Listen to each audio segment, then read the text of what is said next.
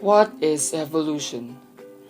In biology, the theory of evolution doesn't tell us exactly how life began on Earth, but it helps us understand how life, once it came into existence, diversified into the many incredible forms we see now and in all fossil record. It also helps us make sense of the way in which modern creatures continue to adapt and change today. In biology, evolution can be defined as any change in the heritable traits. Those are physical traits like fur color in mice, spots of the wings of butterflies, or instinctive traits like the way in which dogs greet their friends with a sniff within a population across generations. This definition can be a bit confusing, so let's see how it works. All healthy living things, from single-celled amebas to flowers to dolphins, are capable of reproduction. We have children. We make copies of ourselves. We do this by duplicating our DNA and passing that DNA on to future generations. DNA is a chain-like chemical stored inside each one of your cells, which tell them how to grow and function. Your DNA contains coded information on how to build you. The information in your DNA is different than that of, say, a daffodil's DNA, which is why you look and function differently than a daffodil. The information in your DNA is slightly different than that of Elvis Presley, which is one of many reasons you don't look or act quite like he did. Single-celled amebas and other simple creatures reproduce by copying their DNA inside their guts, moving both copies to either side of their body, splitting into two down the middle, and then growing back to full size. If all goes well, the two new amebas will be exact copies of each other, but in nature, things aren't always perfect. When DNA is being copied, errors can occur which modify the DNA code. This is why we all call DNA mutation. These mutations, which happen completely on accident and randomly to any part of a DNA strand, can produce variation in body shape and function of the creature who inherits the modified DNA. In this case, our new little friend has an arm that stretches extra long. If he survives to grow and reproduce, that extra stretchy arm, which is now coded for his DNA, will be passed on to his children. Evolution. Any change in the heritable traits within the population across generations has officially occurred. Natural selection is one of several key concepts contained within the theory of evolution. To understand exactly what natural selection is and why it is important, let's first take a quick look at two other evolutionary concepts: descent with modification and the overreaching idea of common descent.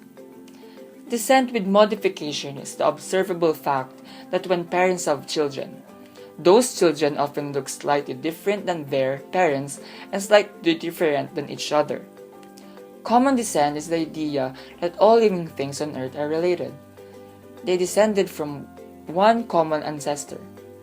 Through the gradual process of descent with modification over many generations, a single original species is thought to have given rise to all the life we see today. The common descent of all life on Earth is not a directly observable fact. We have no way of going back in time to watch it happen. Instead, common descent is a conclusion based on massive collection of facts found independently in the study of fossils, genetics, comparative anatomy, mathematics, biochemistry, and species distribution. Because the evidence for common descent is so overwhelming, the concept has been around since ancient times, but in the past it was rejected by many philosophers and scientists for one main reason. You cannot get order and complexity from random chaos alone. The bodies, behaviors of living things are extremely complex and orderly, but descent with modification produces random variation. All through history, no one could explain how complex life arose from simple life through random variation until Charles Darwin discovered natural selection. Charles Darwin, who lived from 1809 to 1882, was a naturalist, someone who studies nature. At the start of his career, he traveled the world by ship, collecting and documenting plants and animals. During his travels, Darwin became very interested in the idea of common descent. He noticed that islands contain species of plants and animals unique to those islands. They can't be found any place on Earth, but they often look and behave surprisingly similar to creatures found on nearby continents.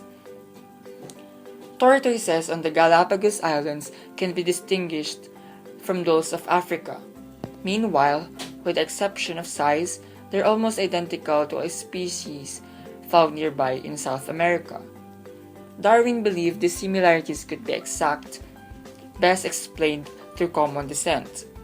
Long ago, a tortoise from the mainland may have drifted to islands, possibly on a raft of storm debris, and once arriving, laid their eggs. Random changes caused by descent with modification over thousands of years eventually transformed the island's creatures and the mainland creatures so much that they could no longer be considered the same species. This idea made good sense to Darwin except for one thing. The island creatures he found were just randomly different from their mainland cousins. They were specially adapted for island life. The Galapagos is a collection of 18 mainland islands, many of which are home to tortoises. The larger islands have lots of grass and vegetation. Tortoises there grow extra heavy and have dome-like shells. Some of the smaller islands have very little grass, forcing tortoises to feed on island cactus. The best cactus pads grow on the tops of these plants. Fortunately, tortoises on these islands are equipped with expanded front legs and saddle-like shells, allowing them to stretch their necks extra long to reach their food. It's almost as if these island creatures have been perfectly sculpted to survive within their unique environments. How did this sculpting take place? Random descent with modification alone could never do a such thing. Darwin drew upon his knowledge of selective breeding to answer this question. For thousands of years, farmers have been taking wild plants and animals, and through the process of selective breeding, have sculpted the original wild forms into new domestic forms much better suited for human use and consumption. The process is slow but simple. If a single plant produces 100 seeds, most will grow to be nearly identical to the parent plant, but a few will be slightly different. Some variations will be undesirable: smaller size, bitter taste, vulnerability to disease, and so on. Other variations will be highly valued, thicker, sweeter leaves, for example. If a farmer only allows the best plants to reproduce and create seeds for the next crop, small positive changes will add up over multiple generations, eventually producing a dramatically superior vegetable. You might be surprised to hear that broccoli, cauliflower, kale, Brussels sprouts, and cabbage are all just different breeds of a single type of weed commonly found along the shores of the English Channel. The evolution of this original plant into all the varieties we see today was carefully guided by different farmers around the world who simply selected for different traits. It is important to note that the farmer doesn't actually create anything. Random descent with modification creates new traits. The farmer simply chooses which of the creations are allowed to reproduce and which are not. Darwin proposed that nature itself is also capable of selection. It may not have an intelligent brain like a farmer, but nature is an extremely dangerous place in which to live. There are germs which can kill you, animals that can eat you. You could die of heat exhaustion. You could die of exposure to the cold. When parents produce a variety of offspring, nature, simply by being difficult to survive in, decides which of those variations get to live and reproduce and which do not. Over multiple generations, creatures become more and more fit for survival and reproduction within their specific environments. Darwin called this process natural selection. Since Darwin first put forth his idea in the mid 1800s, natural selection has been studied and witnessed numerous times in nature and in science lab.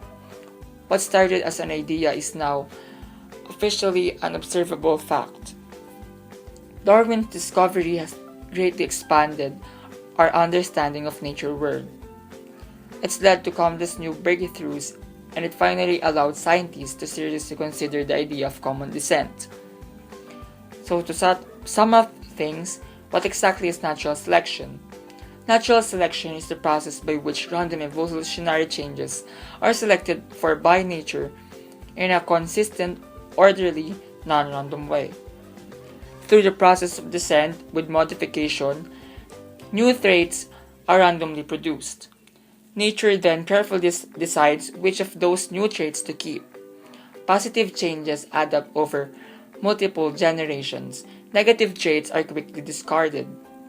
Through this process, nature, even though it does not have a thinking mind, is capable of producing incredibly complex and orderly creations.